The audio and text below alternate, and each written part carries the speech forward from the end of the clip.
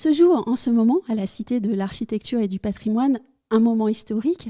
C'est une exposition temporaire qui invite les visiteurs à venir découvrir le chantier tout à fait hors norme de restauration de la cathédrale Notre-Dame de Paris, mais aussi les chantiers précédents, ceux qui ont fait l'histoire de la cathédrale. Alors avec nous aujourd'hui, les deux co-commissaires de l'exposition, Isabelle Marquette, vous êtes conservatrice du patrimoine, responsable de la galerie des moulages et des peintures murales à la Cité de l'Architecture et du Patrimoine. Bonjour. Bonjour. Et avec nous également, Lisa Bergugna, vous êtes responsable de la programmation et de la médiation culturelle pour l'établissement public chargé de la conservation et de la restauration de la cathédrale Notre-Dame de Paris. Bonjour. Bonjour. Quand on passe le seuil de la salle d'exposition, on est tout à fait pris, émotionnellement parlant, par une immense photographie de l'intérieur de la cathédrale prise après l'incendie. Cette photographie ouvre sur la première partie de l'exposition dédiée au chantier actuel de restauration de la cathédrale. Lisa Bergugna, comment le chantier a-t-il été organisé à la suite de l'incendie ? Le but de cette image, c'est en effet d'immerger directement le visiteur dans l'état de la cathédrale juste après l'incendie. Et c'est prenant. Et c'est prenant. Oui. Et c'est le but de l'image, de vraiment plonger le visiteur au cœur du sujet directement.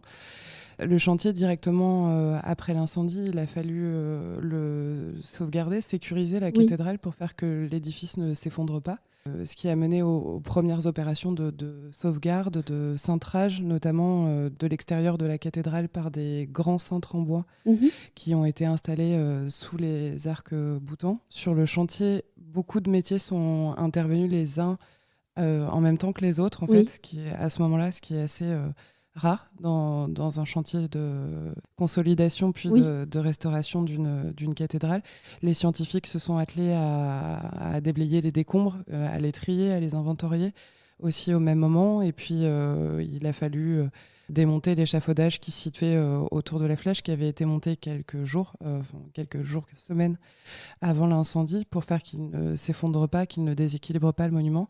Donc toute cette phase de sécurisation, elle s'est étalée pendant un peu plus de 2 ans, puisqu'elle a commencé juste au lendemain de l'incendie, le 15 avril 2019. Et puis elle s'est terminée à l'été 2021. Et le but, c'était vraiment de consolider tout le monument pour faire qu'il ne s'effondre pas et pour préparer les travaux de restauration qui sont intervenus ensuite. Une restauration qui a été menée en suivant des principes désormais admis. Oui, exactement.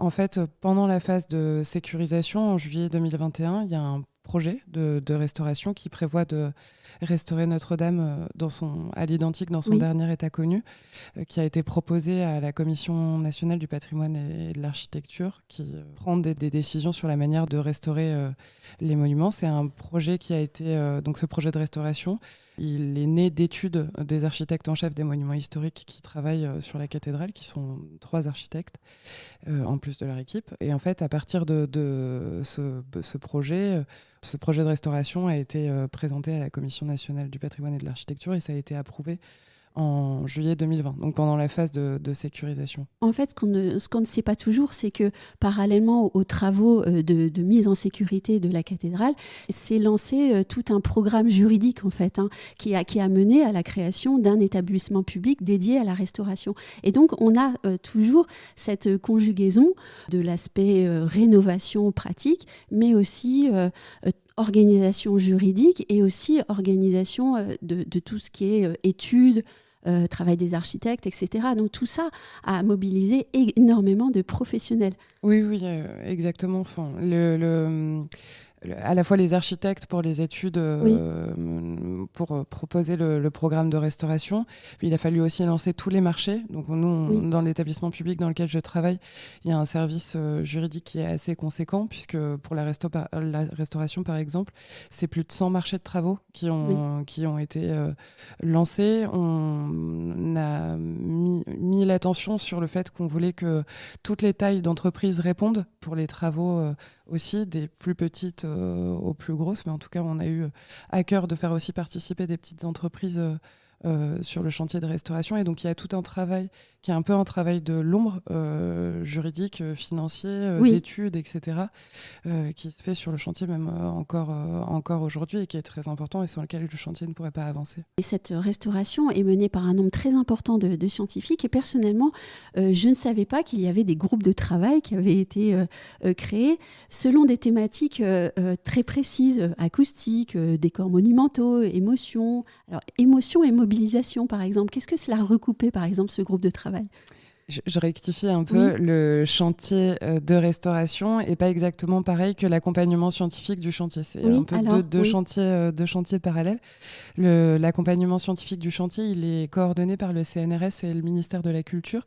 Et donc, il fait intervenir 9 groupes de travail qui travaillent sur des problématiques assez différentes les unes des autres, sur des choses assez logiques quand on parle d'une cathédrale, sur les matériaux, la pierre, le bois, le métal, mais aussi sur des sujets qui sont là un peu plus proches des sciences humaines, comme le groupe Émotion Mobilisation, qui travaille donc qui est composé principalement d'anthropologues et de sociologues, et qui travaille sur la réception de l'incendie auprès du grand public. Comment le grand public a ressenti l'incendie, qu'est-ce que ça a déclenché aussi ensuite, et puis sur la manière dont notamment les débris de la cathédrale de l'incendie sont vite devenus des vestiges en fait. Pourquoi ce monument en particulier suscite, et le drame qu'il a vécu, suscite autant d'émotions chez le public en France et puis dans le monde entier.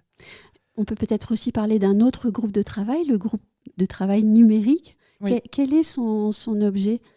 L'objet d'étude du groupe de travail numérique est vraiment de proposer un modèle très complet de la cathédrale, un modèle 3D. Ils ont notamment participé à l'aide de la photogrammétrie à vraiment numériser l'ensemble de la cathédrale, à créer un double en fait numérique de la cathédrale, ce qui aide en fait tout le monde pour vraiment cibler les travaux. Ils ont aussi participé au remontage à blanc de l'arc doubleau qui est présenté dans l'exposition, qui vise en fait à replacer dans la cathédrale de cet arc qui a été effondré, la place des claveaux des différentes pierres sur cet arc. Donc c'est vraiment un travail de recherche qui est assez large pour ce groupe de travail. En tant que visiteur, pour ma part, j'ai été impressionnée par les documents de travail qui sont présentés, les études qui sont toutes rassemblées sur l'une des tables du hall d'exposition. Et à voir ces milliers de pages, on se rend compte vraiment de l'ampleur du travail qui a été accompli et qui l'est encore, et aussi en si peu de temps. Oui. C'était aussi le but de montrer que la décision de restaurer à l'identique, elle n'a pas été prise à la légère et qu'elle s'appuie sur des études qui sont très exhaustives de la part des architectes qui sont, vous l'avez peut-être vu, mais ciblées à chaque fois sur un endroit différent de la cathédrale. Et ces études, elles sont venues en 2 phases. C'est à la fois des études d'évaluation et de diagnostic de l'état de la cathédrale, et c'est un travail qui est très complet, qui a été mené par les architectes. Et cette exposition finalement mêle des documents modernes de travail qui nous font rentrer réellement dans la restauration, et puis d'un autre côté il y a des objets qui sont issus de la cathédrale et qui vont repartir dans la cathédrale. Alors pas tous, mais beaucoup. Oui, il y a un certain nombre d'objets qui sont présentés, notamment dans la 3e partie de l'exposition, qui parle de la restauration actuelle et des métiers qui travaillent à cette restauration, qui sont présentés et qui vont repartir dans la cathédrale. Là, c'est une occasion qui est assez unique de les voir d'aussi près aussi, puisqu'il y a notamment les statues de la flèche qui sont sur la flèche, donc elles sont à 100 mètres de hauteur. Là, on les voit de très près. C'est le cas aussi des tuyaux d'orgue, et c'est une occasion assez unique de voir des objets qui ont été déjà restaurés, qui sont présentés dans l'exposition avant de repartir dans la cathédrale à des moments, pas tous en même temps, mais au fil de la restauration et des besoins.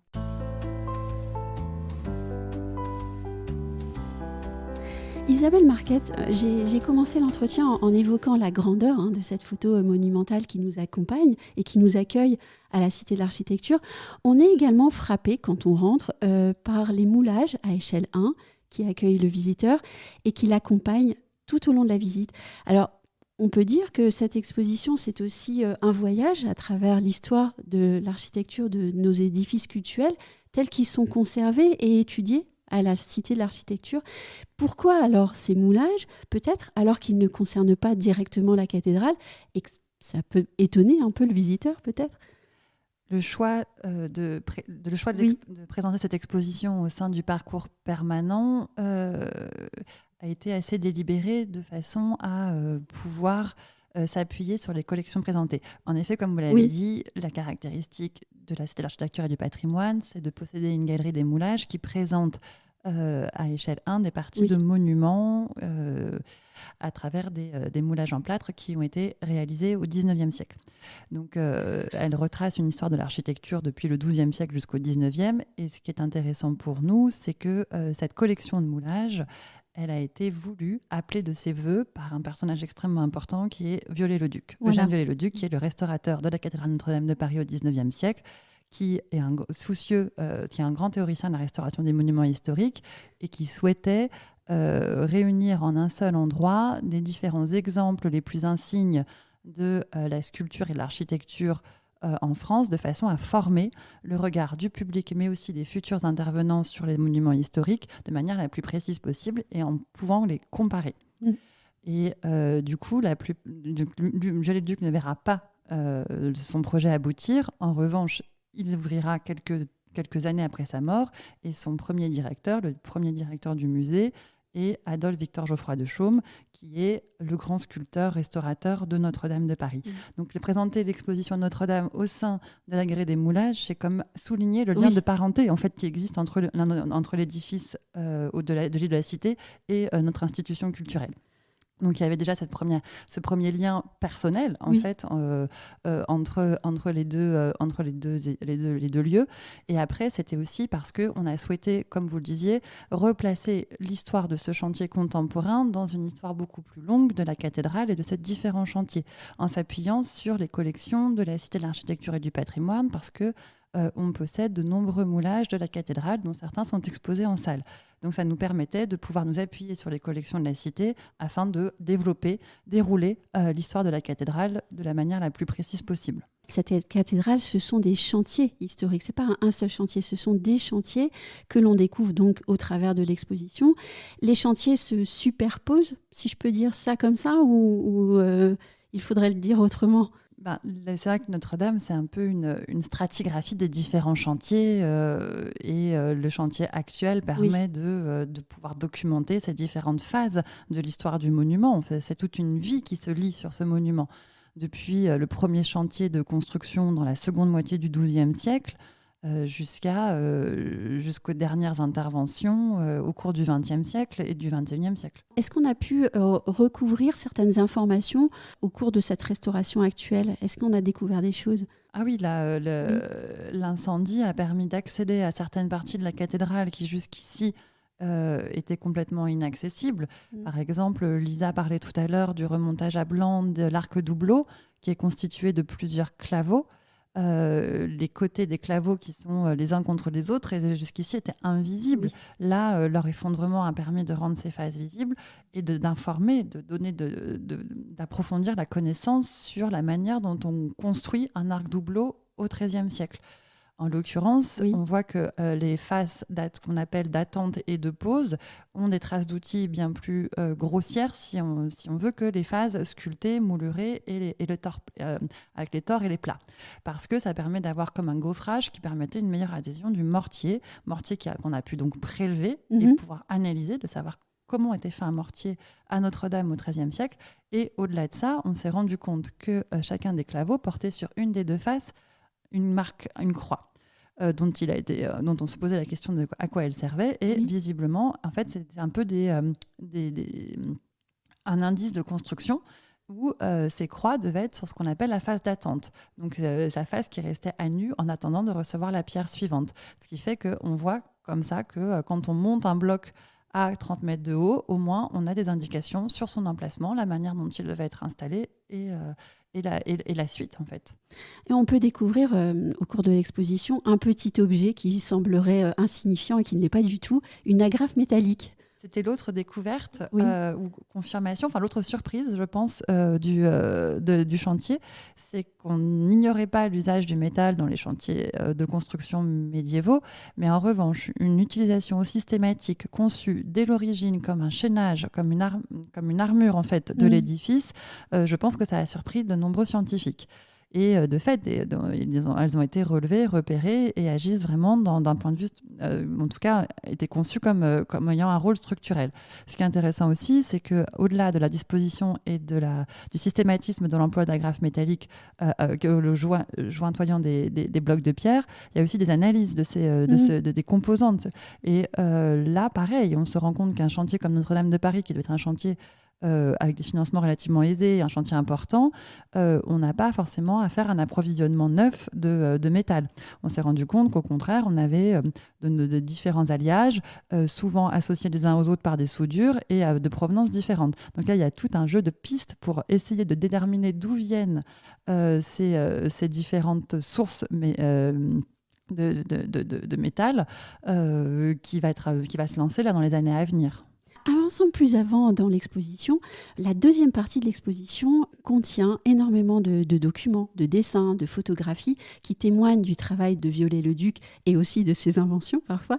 Ces documents très nombreux ont-ils servi aux restaurateurs actuels et si oui, comment ? Il y a eu, au-delà de l'analyse du bâtimentaire, il y a eu effectivement tout un travail de collation des sources iconographiques, des sources archivistiques et de façon à avoir l'histoire la plus exhaustive, les sources plus précise du monument, puisque ça fait partie des principes de la restauration que de restaurer dans le dernier état connu et donc il faut le documenter au maximum.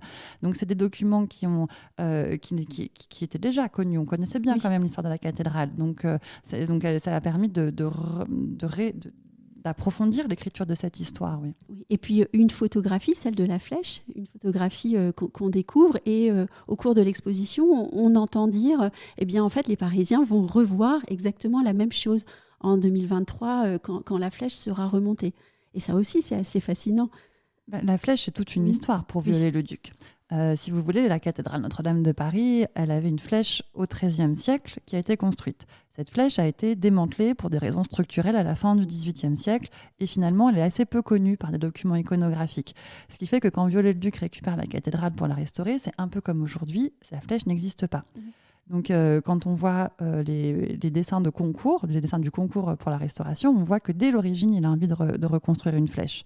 Que dès l'origine, il veut redonner sa silhouette médiévale à la cathédrale. Et comme Viollet-le-Duc sait le faire, il va essayer de proposer une restauration qui s'appuie sur ce qu'on pouvait connaître, un peu scientifique, ce qu'on pouvait connaître de l'édifice, de la flèche initiale. Donc on a une flèche assez sobre, somme toute, datant du XIIIe siècle.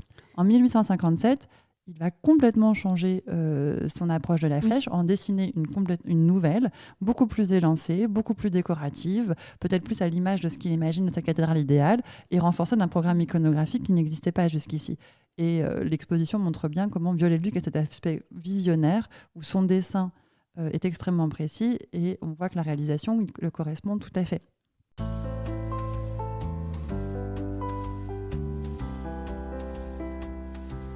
La flèche, mais aussi la charpente médiévale, la forêt ont complètement disparu lors de l'incendie. Elles vont donc être restituées dans leurs matériaux d'origine, ce qui laisse aux visiteurs pour l'exposition la chance de découvrir les métiers de la restauration, des métiers qui reproduisent pour certains quasiment à l'identique les gestes d'hier, et puis d'autres qui font appel à des technologies modernes et de pointe. J'aimerais savoir, Lisa Berguna, combien de personnes auront travaillé à la restauration de Notre-Dame, et puis ensuite on va parler des métiers. On considère que c'est environ 1000 personnes qui travaillent à la restauration de Notre-Dame. Ce spectre, il est large, puisque à la restauration de Notre-Dame, il y a effectivement les corps de métier qui sont fondamentaux, les charpentiers, les couvreurs, etc. Mais on compte dans ces 1000 personnes aussi toutes les fonctions un peu support, les architectes, l'établissement public, etc. Les métiers sont présentés dans l'exposition et de façon très pratique. On voit des outils, il y a beaucoup de matériaux vidéo aussi qui accompagnent le visiteur et qui lui permettent de comprendre les gestes. On peut peut-être parler du son de Notre-Dame, des facteurs d'orgue qui sont en train de restaurer l'orgue. Oui, exactement. Dans la troisième partie de l'exposition, qui est donc consacrée à la restauration actuelle, on a choisi de montrer des tuyaux du grand orgue de la cathédrale. Le grand orgue de la cathédrale Notre-Dame de Paris, c'est le plus grand de France. Il a 8000 tuyaux et 115 jeux, donc c'est un instrument qui est assez énorme. Il a été pas du tout endommagé en fait, pendant l'incendie par les flammes, en tout cas. Mais il a souffert des poussières de plomb, notamment, qui ont été soulevées au moment de l'incendie et qui se sont déposées à l'intérieur des tuyaux.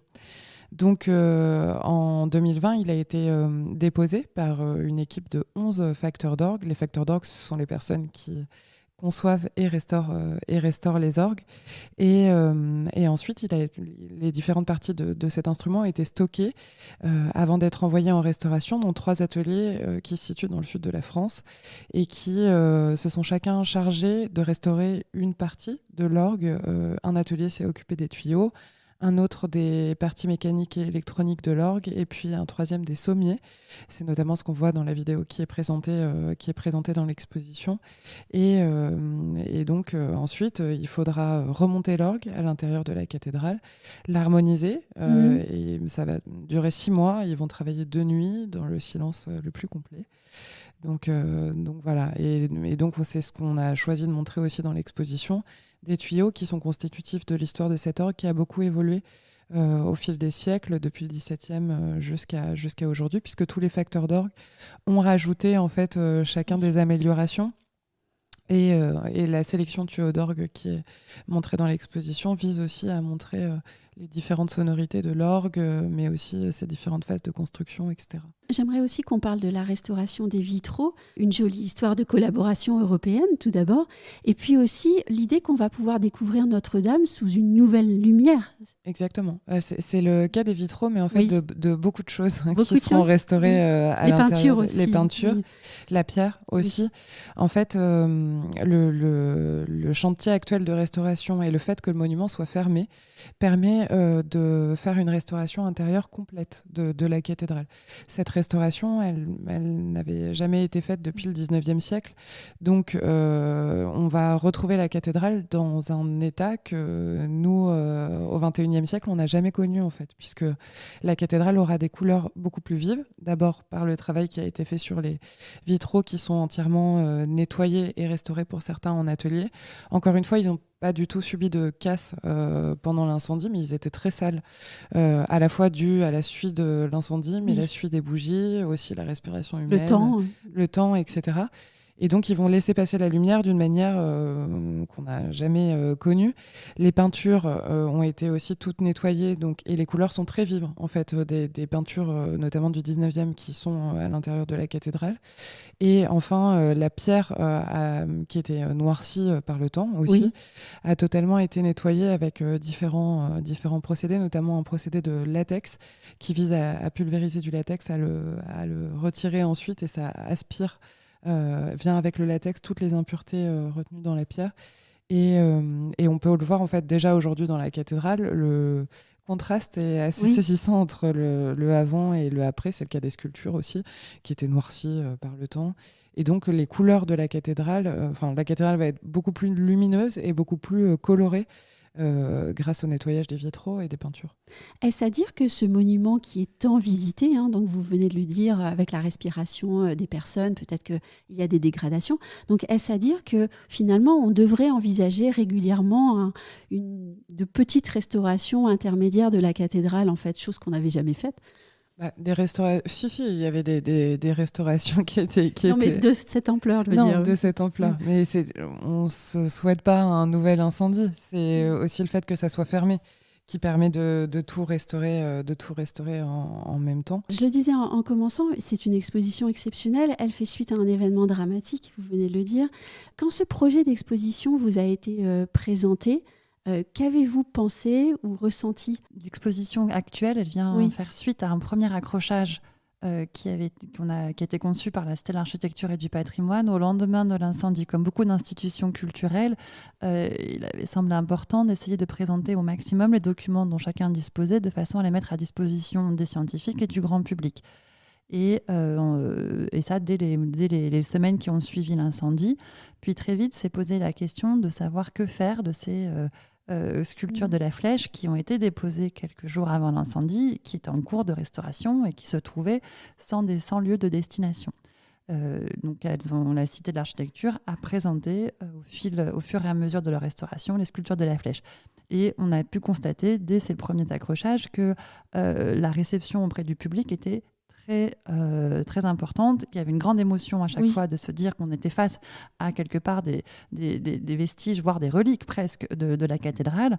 Et donc, quand l'idée a émergé de pouvoir enrichir, renouveler, approfondir cette première exposition avec une coopération, une coproduction avec l'établissement public en charge de la conservation et de la restauration de Notre-Dame de Paris, ça a paru évident de pouvoir, de créer cette exposition qui, en plus de ce lien émotionnel qu'il peut y avoir avec la cathédrale, est très apprécié par rapport à son actualité du chantier. On va redonner à nos auditeurs des informations pratiques. Donc, l'exposition est ouverte au public depuis le 15 février 2023 à la Cité de l'Architecture et du Patrimoine à Paris.